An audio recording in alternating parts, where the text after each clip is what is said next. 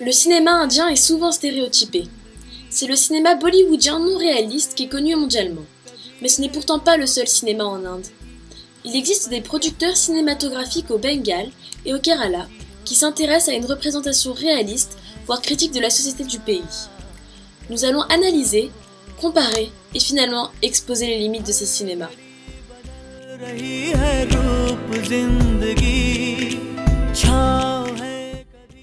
Le cinéma non réaliste indien désigne un cinéma qui ne respecte peu, voire aucune des réalités du pays.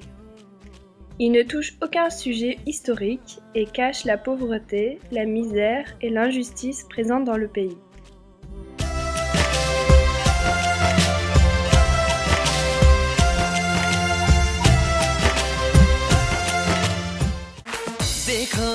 देखो है शाम बड़ी दीवानी धीरे धीरे बन जाए न कोई कहानी देखो है शाम बड़ी दीवानी धीरे धीरे बन जाए न कोई कहानी दिल पर है दिलकश है दिलदार नजारे हैं आज जमीन पर उतरे कितने सितारे हैं अगलो होश नमी दानम हम है दिल है और जानम बस दीवानगी दीवानगी है ना कोई रहसन ना रहबर ये इल्जाम लगे किस पर बस दीवानगी Bollywood est un mot valise combinant les initiales du nom Bombay, autre et ancien nom de la ville indienne appelée officiellement Mumbai, et celui de l'autre symbole cinématographique américain, Hollywood.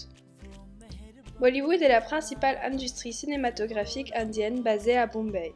Il s'agit de la composante la plus populaire et la plus importante du cinéma indien, avec environ 250 films par an, et présente une industrie cinématographique majeure à l'échelle mondiale. Les films bollywoodiens sont diffusés à travers toute l'Inde, car ils sont réalisés en hindi, qui est la langue la plus parlée en Inde, mais s'exportent dans le monde entier, notamment dans les pays du Maghreb, du Moyen-Orient et du Sud-Est asiatique. Bollywood produit des films peu réalistes qui présentent des intrigues simples comme des amours impossibles ou des conflits familiaux très dramatisés. Les films de Bollywood ont la particularité de mêler durant 3 heures plusieurs genres en un seul film, appelé souvent masala, terme désignant un mélange, et comportant une histoire d'amour mélodramatique, des scènes d'action, de vengeance, de sport, de fête, mariage ou fête traditionnelle le plus souvent, ou de comédie.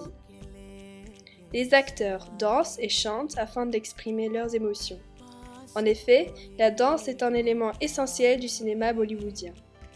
Les danses sont dérivées de variétés de la danse indienne et les acteurs sont vêtus d'habits traditionnels très colorés. Le héros ou la héroïne ne danse jamais seul. Il y a toujours une troupe ou un chœur de danseuses ou danseurs les accompagnant afin de créer un effet de masse. La danse et le chant sont des caractéristiques majeures de Bollywood. Le plus souvent, il est question de mariages arrangés entre familles riches et les problèmes que ceux-ci entraînent. Comme dans l'extrait qui suit du film Kabhi Khushi Kabhie Gham, réalisé par Karan Johar, où le fils d'une famille indienne riche n'épouse pas la femme que son père lui propose, mais celle qu'il aime vraiment, même si elle provient d'une classe sociale inférieure à la sienne. Suite à sa décision, il sera déshonoré par son père et quittera le pays. Finalement, le frère du jeune homme part à sa recherche et la famille est réunie.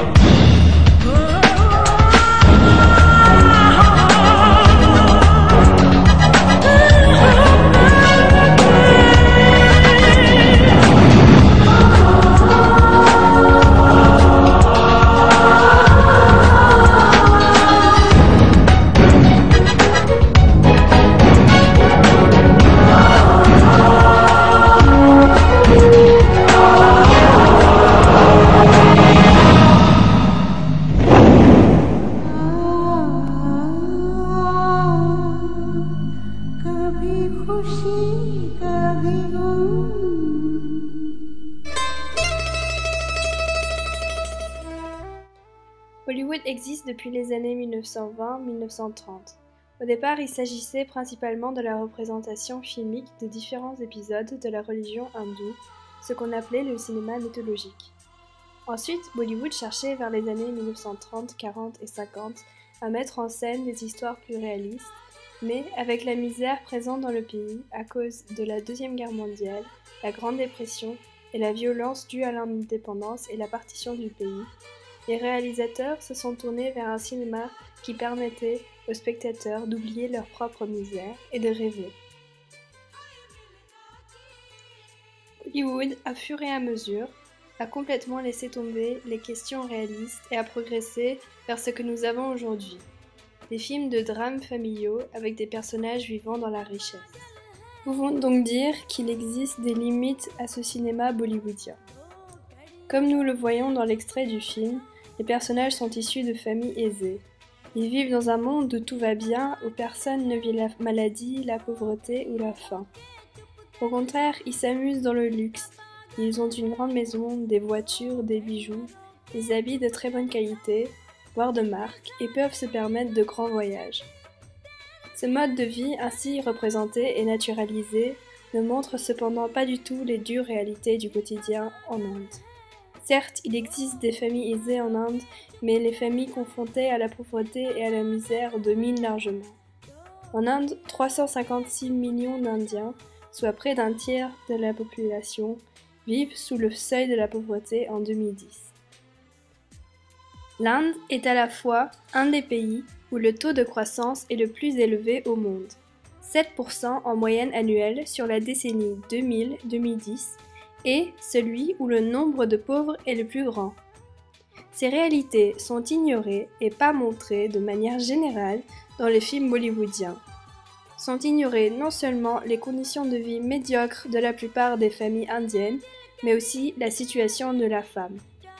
Depuis les milliers de dowry deaths, femmes tuées parce que leur dot est insuffisante pour un mariage, jusqu'aux infanticides de filles en passant par le mariage des fillettes, la condition des femmes en Inde reste profondément marquée par une discrimination de genre ancrée dans des traditions moyenâgeuses. Selon une enquête de Thomson Reuters, l'Inde serait actuellement le 4e pays le plus dangereux au monde pour les femmes.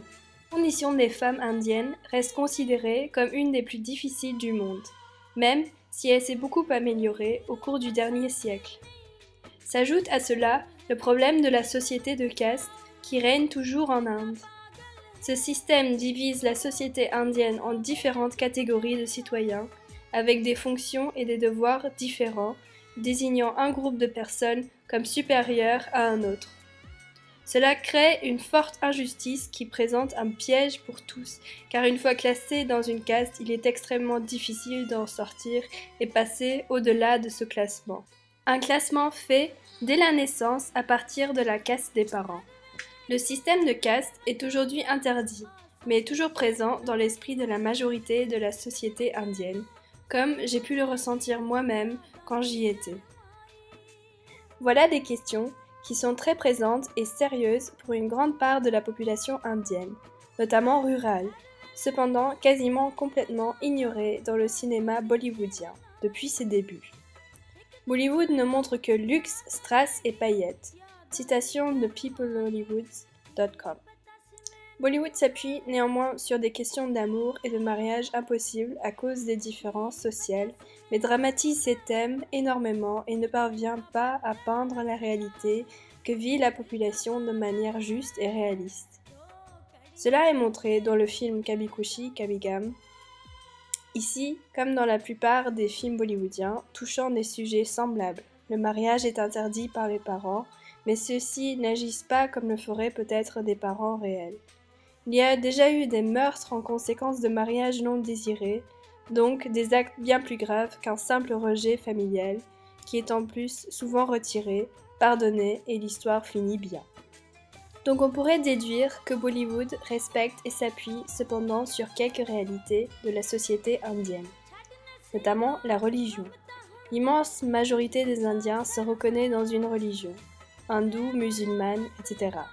Et celle-ci joue souvent un rôle primordial dans leur vie. Cela est traduit à travers les grands festivals, faites en l'honneur des dieux, comme Puja, Diwali ou Holi, fêtés dans les mois d'octobre et février. Les temples construits en leur honneur et avec leur rélevance dans la vie quotidienne de tout Indien pratiquant. C'est ainsi que le cinéma indien se base d'abord sur la mythologie indienne. Presque tout Indien connaît chaque épisode de la mythologie sur le bout des doigts, qu'il sache lire ou non et quelle que soit sa langue maternelle. C'est notamment grâce à cette importance donnée à la religion que le cinéma indien connaît tant de succès auprès de ses spectateurs, parce qu'il s'agit d'un véritable moyen de divertissement et de réunion pour tous. Comme l'explique un journaliste sur le site humanité.fr. En Inde, les personnages mythologiques sont toujours des êtres vivants pour la plupart des gens. Les films mythologiques, comme on continue d'en faire encore aujourd'hui, sont très prisés par la population. Elles défient les acteurs incarnant les dieux et les déesses à l'écran de représenter au mieux leurs dieux adorés et entourent de guirlandes les postes de télévision avant de visionner un film mythologique. Le cinéma indien a ensuite dépassé le film mythologique et traite aujourd'hui des sujets plus modernes, cependant toujours ancrés dans le thème de la religion, à travers le cadre choisi, qui est souvent celui de la fête religieuse, car cela évoque la joie et la beauté. Notamment le grand festival de Holi est favorisé parce qu'il s'agit d'une véritable fête des couleurs qui célèbre la fertilité du printemps. Holi est dédié au dieu Krishna.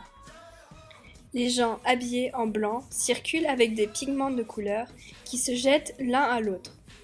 C'est aussi l'occasion pour s'inviter et pour partager des mets séparés spécialement pour cette occasion. Les pigments qui se jettent ont une signification bien précise. Le vert pour l'harmonie, l'orange pour l'optimisme, le bleu pour la vitalité et le rouge pour la joie et l'amour. Bollywood est ancré dans la religion aussi à travers son intrigue, notamment celle des problèmes posés par les mariages interreligieux, qui est un sujet très favorisé par les producteurs bollywoodiens. Ils cherchent tout de même pas à dénoncer mais plutôt à divertir et donc ne dépeignent pas la réalité de ces problèmes, mais la modifient, afin de divertir le spectateur.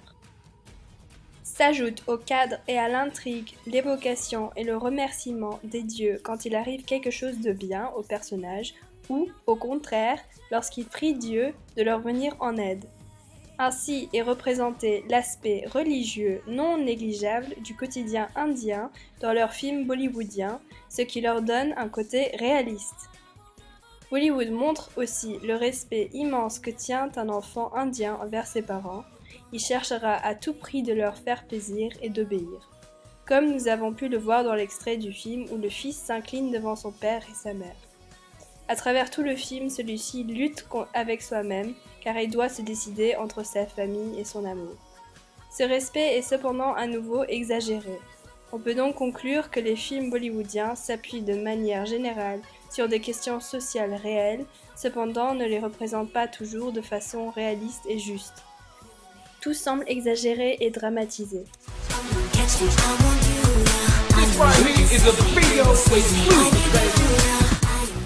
Il existe en Inde un cinéma beaucoup plus réaliste.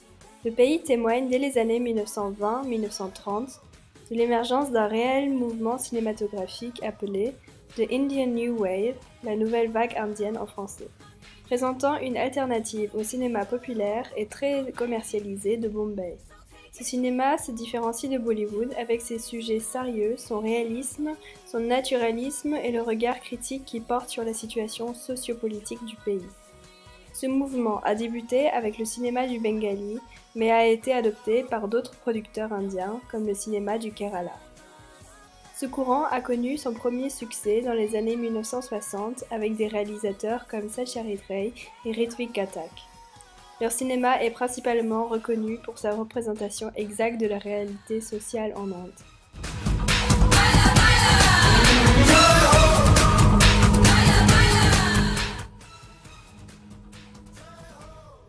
Ces deux réalisateurs sont souvent considérés comme les meneurs de ce nouveau mouvement cinématographique indien. Satyajit Ray et Ritwik Ghatak sont deux réalisateurs qui proviennent de l'État du Bengale en Inde. Leurs films ont été distribués depuis le producteur cinématographique de leur région, celui du cinéma du Bengali, parfois appelé Tollywood. Ce centre de production est basé à Tollygunge, une partie de la ville de Calcutta. Le cinéma du Bengali s'appuie lors des années 20 sur la littérature indienne de l'époque, présentant ainsi une étude importante sur la société contemporaine indienne. Ce cinéma montre dès ses débuts un monde qui dépasse le simple désir de divertir son spectateur. Les réalisateurs cherchent à travers leurs films à dénoncer et critiquer les problèmes sociaux en Inde. Satyajit Ray détestait la production indie dominante en Inde. Il n'était pas question pour lui de céder à la mode des films de 3 heures entrecoupés de séquences musicales exaltant l'amour d'une belle héroïne et de son prince charmant, Masala. Pater Panchali, 1955, révolutionnait tous les codes du cinéma indien. Tourné avec des acteurs pour la plupart amateurs, dans le décor ultra-réaliste d'un pauvre village bengali, sans chansons mais bercé par les mélodies du sitar, un instrument indien, de Ravi Shankar, le film raconte la naissance du petit Apu et de sa survie auprès d'une sœur espiègle, Durga, d'une mère courageuse et d'un père absent. Le film présente les difficultés d'une famille vivant dans un village au fin fond du Bengale, luttant contre la pauvreté et la ruine. Le film dévoile les rapports difficiles qu'ont les paysans pauvres avec leurs voisins plus riches et comment ceux-ci rythment la vie quotidienne. Le film s'intéresse non seulement à l'inégalité économique, mais aussi à l'inégalité des sexes. En Inde, le cinéma fit et fait toujours beaucoup pour la reconnaissance du rôle vital des femmes dans un pays où elles sont encore traitées comme des êtres inférieurs. Dans Pater Panchali, Ray souligne l'injustice dans le traitement réservé aux fils, choyés et éduqués quand la fille n'est bonne qu'à recevoir des gifles ou à balayer le sol de la maison. L'obstination et la détermination de Ray paya. Pater Panchali obtint un grand succès public et critique au Bengale et valut à son réalisateur une reconnaissance internationale immédiate, récompensé à Cannes du prix du meilleur document humain. Ray signe la naissance d'un cinéma d'auteur rompant avec les codes de l'industrie indie dominante. ছেলেটা ছেঁড়া কাপড়ে পাঠশালায় যাচ্ছে কেমন লাগে বলো তো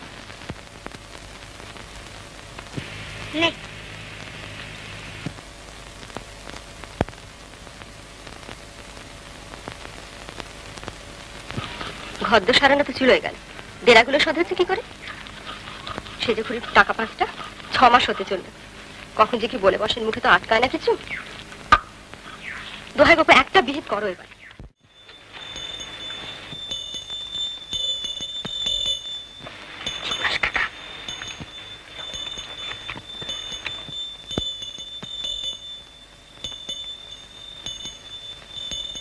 চাই খুকি ভালো সর ভাজা মুগের নাড়ু ক্ষীরের ছাঁচ চন্দরপুলি কাঁচা গোল্লা এই যা বাপকে বল দুটো পয়সা তুই জানা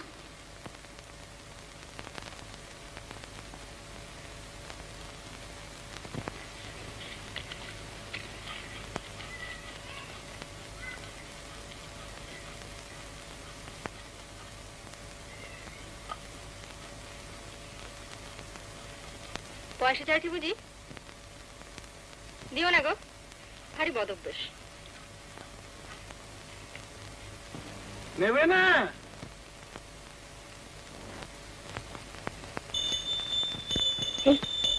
তুই বাড়ি যাবি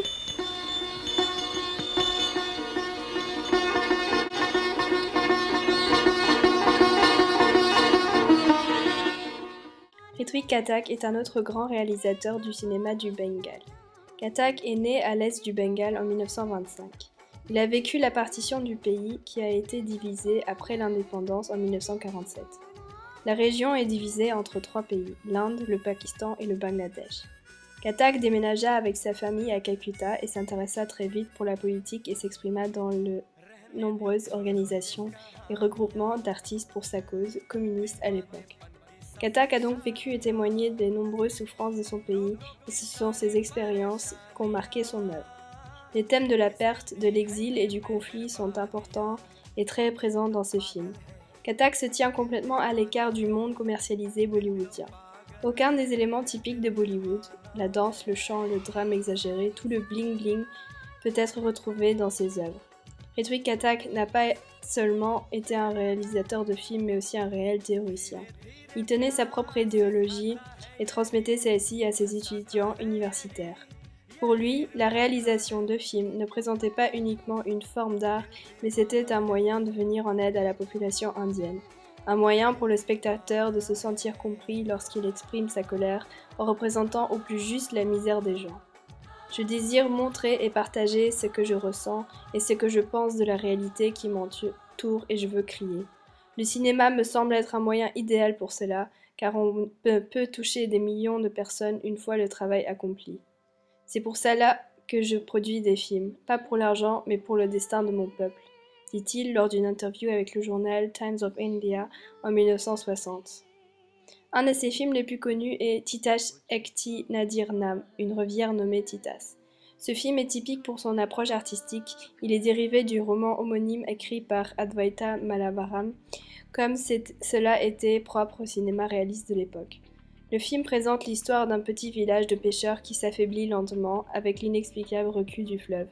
Nous suivons le destin d'une jeune femme Basanti qui accepte de recueillir chez elle une femme enceinte qu'elle trouve inanimée au bord du fleuve.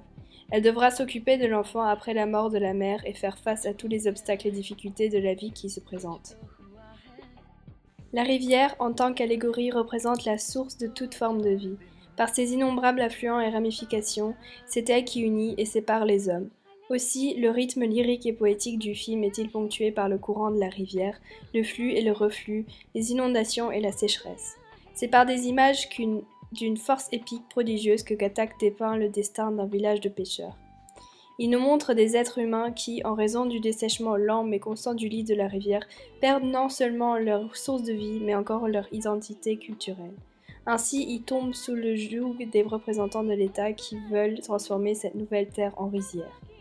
La façon dont Ghatak essaye par une espèce d'allégie d'assimiler son profond abattement face à la perte des valeurs traditionnelles et de leur forme témoigne de la souffrance et de son désespoir à la suite de la séparation imposée 1947 au peuple bengal.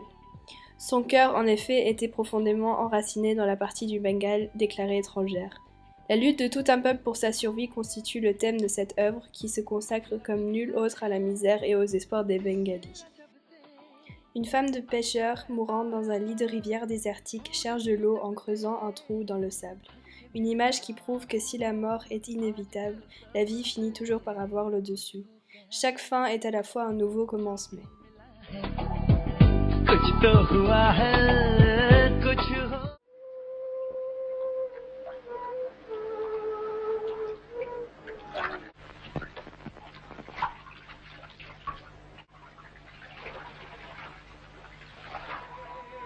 কন্যা পাইতো দেশে গিয়া ধর্ম সাক্ষী করে বিয়া করবে আর যে তোমার জীবনের সাথী ধর্মকর্মের সাথী ইহকাল পরকালের সাথী তারে অযত্ন করো না।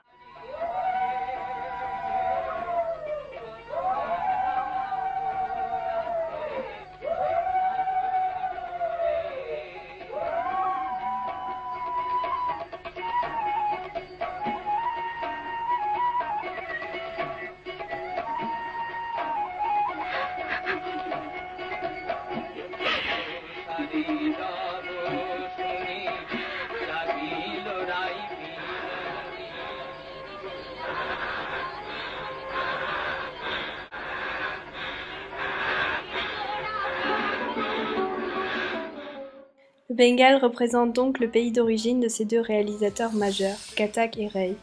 Tous deux se différencient clairement du mouvement populaire bollywoodien à travers la réalisation de documentaires se rapprochant fortement du néo-réalisme européen, notamment avec leur habilité d'intégrer des personnages avec le paysage, en passant une musique indigène fascinante. Cependant, ils se distinguent en quelques points comme pour la musique. Ghatak introduit des chansons descriptives à travers leurs paroles plutôt que des musiques lentes et répétitives.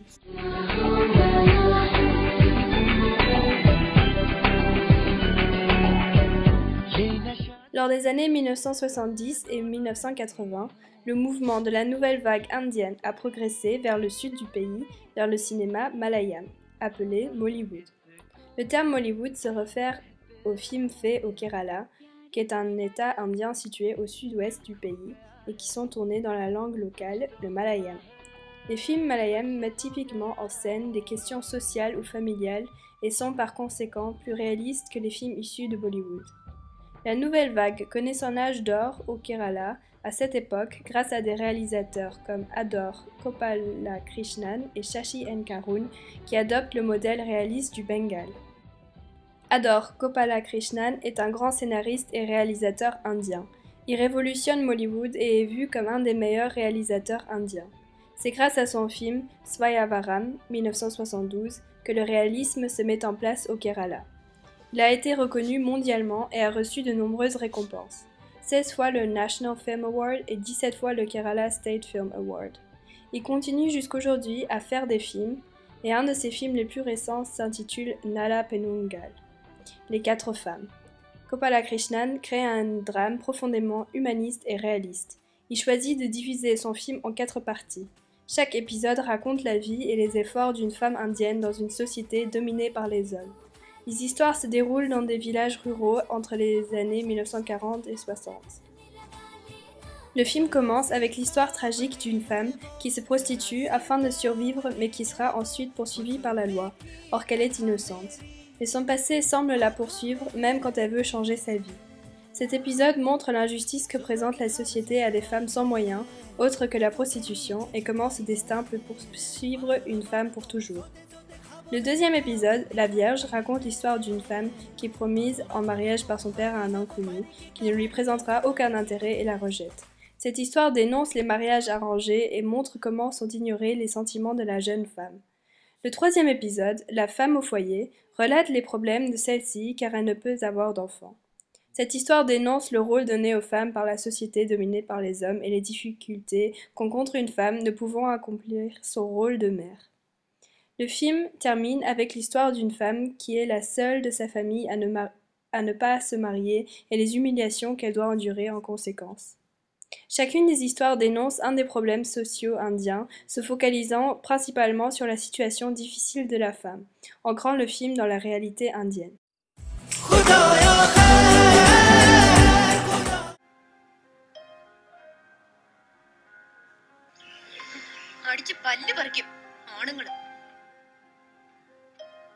എവള് കുഞ്ഞു പെണ്ണ് ഒരു തെരുവ് വേശിയാ ഞങ്ങള് അവസരിക്കുകയല്ലായിരുന്നു ഞങ്ങള് ഭാര്യയും ഭർത്താവുമാ മുഴുവൻ ഞങ്ങളെ നാറ്റിച്ചു അവൻ ഒഴിയണമെങ്കിൽ ഒഴിഞ്ഞോട്ടെ പക്ഷെ സ്ത്രീധനമാണെന്നും പറഞ്ഞു വാങ്ങിച്ച 500 രൂപ തിരിച്ചു കിട്ടണം അത് അവൾ കഷ്ടപ്പെട്ട് ചിട്ടി പിടിച്ചുണ്ടാക്കിയതാണ് ആമ്പടിയാനുള്ള പെണ്ണുങ്ങളെ തെറ്റ് ചെയ്യരുത് ഇത് തെറ്റാ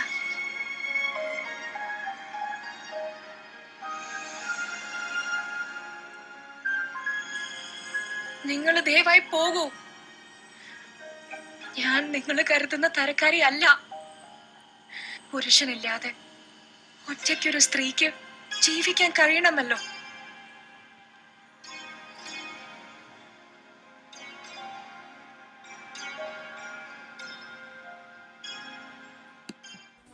Un autre réalisateur de Mollywood est Shashi N. Karun, qui a lui aussi été récompensé à de nombreuses reprises, notamment de la Caméra d'Or et la mention d'honneur à Cannes pour un de ses premiers films, Piravi.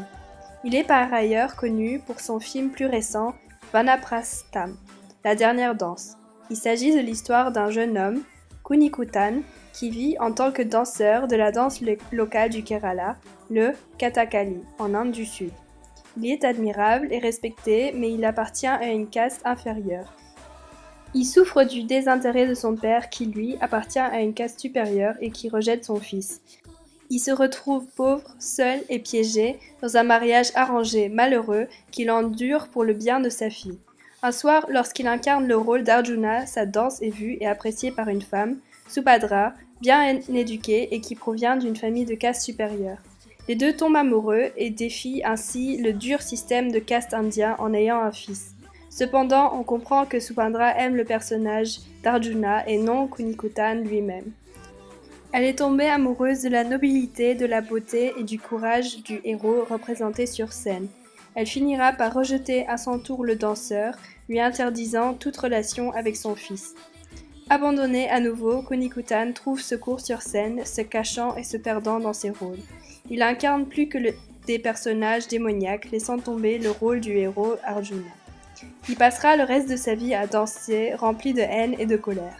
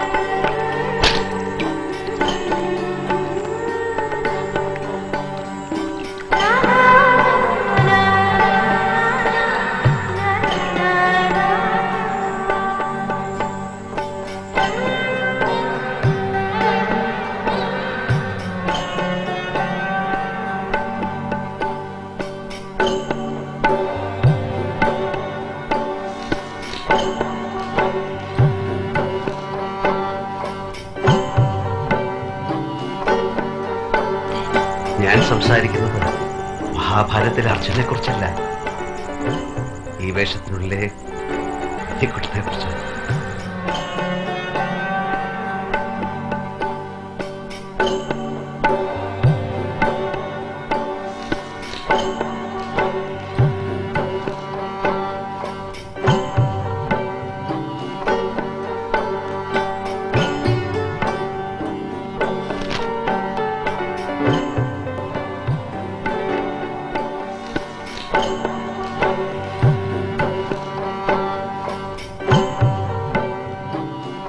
നിഷേധിക്കപ്പെട്ട അഭിമന്യുവിൽ ഒരു കളങ്കവും സുഭദ്രാമ കാണരുത്. അർജുനപുത്രൻ പരിശുദ്ധനും പരിപൂർണനുമാണെന്ന് അവനോട് പറയണം.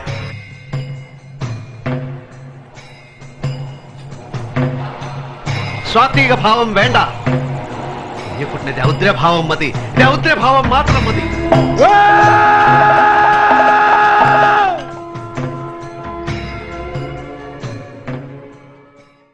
Ce film représente une critique du système de caste qui régnait et qui règne toujours en Inde, mais aussi de l'usage des mariages arrangés indiens, tous deux étant des aspects de la société qui sont source de conflits et d'injustices. Cependant, ce cinéma réaliste perd son succès et sa popularité vers les années 1990 avec l'éclat de Bollywood. Les producteurs du réalisme cinématographique n'ont pu faire face aux coûts de production et de commercialisation nécessaires. De plus, le FFC ou la Corporation nationale du développement du film indien ne présentait plus d'intérêt majeur et donc plus de financement au cinéma réaliste du Kerala ou du Bengale, mais se tournait plutôt vers les films bollywoodiens qui sont considérés comme plus divertissants.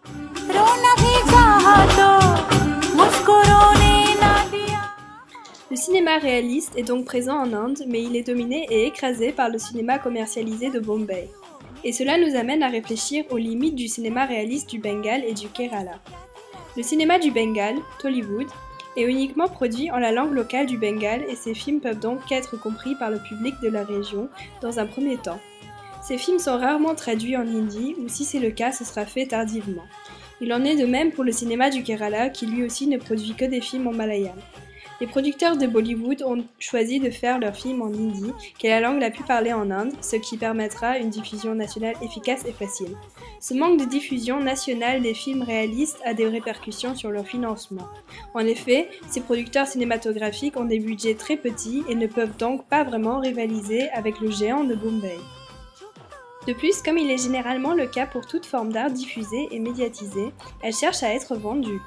Il est donc évident que même le cinéma du Bengale ou du Kerala, qui se veut réaliste, exagère ses intrigues ou accumule plusieurs réalités en un seul film, le rendant peu crédible.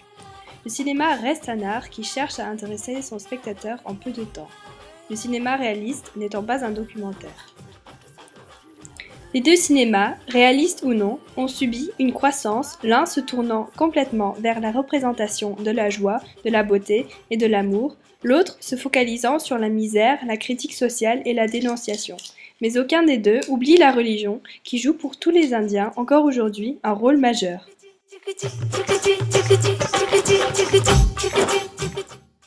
On peut dire que les deux cinémas sont conscients de la misère présente dans le pays, mais n'adoptent pas la même réaction.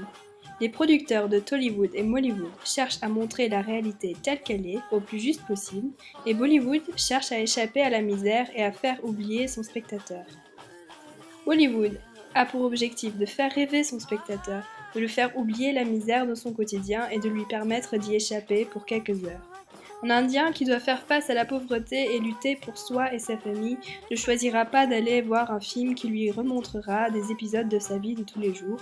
Au contraire, il choisira le film bollywoodien où tout va bien, où les personnages sont amoureux, riches, en bonne santé et heureux.